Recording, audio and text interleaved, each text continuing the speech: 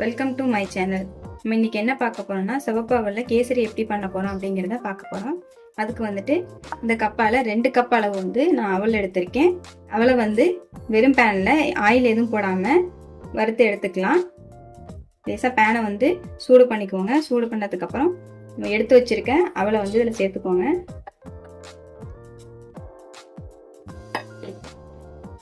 இந்த அவல் வந்து நல்லா சூடு வந்ததும் அதோட ஃப்ளேவர் வர வரைக்கும் ஃப்ரை பண்ணி எடுத்துக்கோங்க.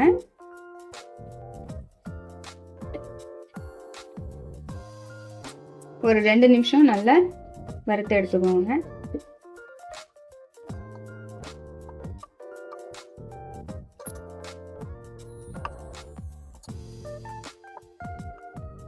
இதுலயே ஒரு 3 ஏலக்காய் போட்டு ஃப்ரை பண்ணி எடுத்துக்கோங்க.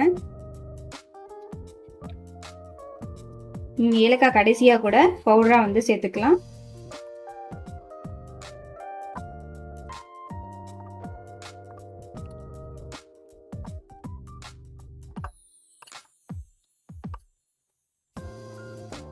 அவல் வந்து நல்லா ஃப்ரை ஆயிடுச்சு. இது சூடு ஆறுனதுக்கு அப்புறம் நம்ம மிக்ஸி ஜார்ல மாத்தி கிரைண்ட் பண்ணி எடுத்துக்கலாம். ரொம்ப நேவா இல்லாம குறை குறைன்னு ரவை பத்துக்கு அரைச்சி எடுத்துக்கோங்க.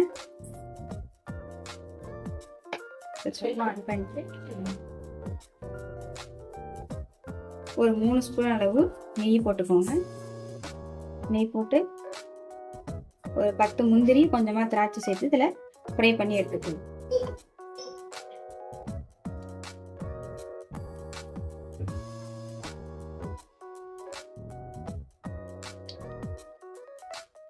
நெய் நல்லா சூடு வந்துருச்சு. நான் எடுத்து வச்சுக்க முந்திரியை வந்து இதில் சேர்த்துக்கிறேன்.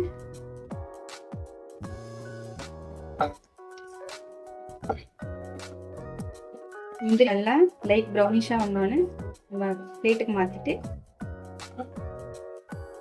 எடுத்து வச்சிருக்க திராட்சையை வந்து ஃப்ரை பண்ணி எடுத்துக்கலாம். திராட்சையை ஃப்ரை பண்ணி எடுத்தாச்சு. இப்போ கேசரிக்கு தேவையான தண்ணியை வந்துட்டு ஊற்றிக்கலாம்.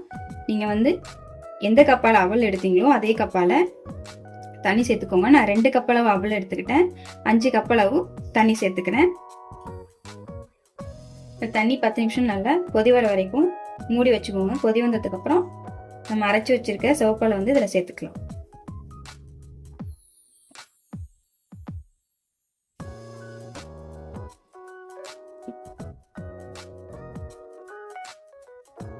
தண்ணி வந்து நல்லா சூடு வந்துருச்சு.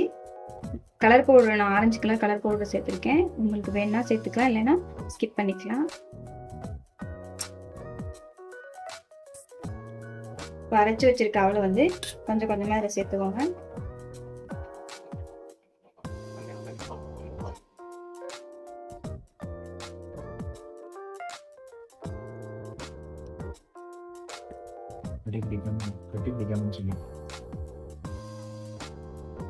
நல்லா கிண்டிட்டே இருங்க. கட்டி விழுற மாதிரி இருந்துச்சுன்னா நல்லா கிண்டிட்டே இருங்க. அப்பதான் கட்டி விழாம இருக்கும்.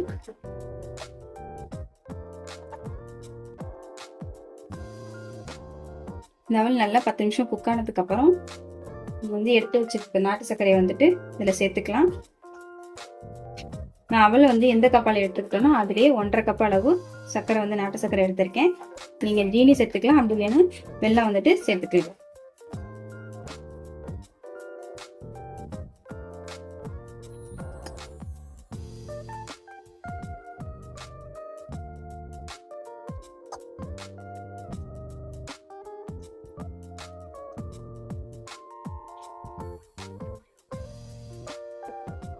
இவ்வளவு நல்லா குக் ஆனதுக்கு அப்புறம் நீங்க மீடியம் ஃப்ளேம்லயே வச்சு சர்க்கரை சேர்த்துட்டு நல்லா கிண்டி விட்டுக்கலாம். ஃப்ரை பண்ணி வச்சிருக்க முந்திரி திராட்சை இதில் சேர்த்துட்டு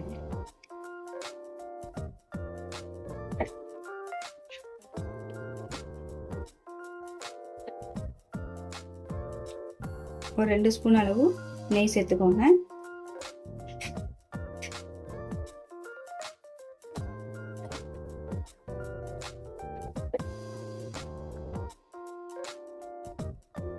உப்பு வந்து சேர்த்துக்கிட்டிங்கன்னா கொஞ்சம் இனிப்பு வந்து எடுத்து கொடுக்கும். அதனால உப்பு வந்து சேர்த்துக்கோங்க கொஞ்சம்.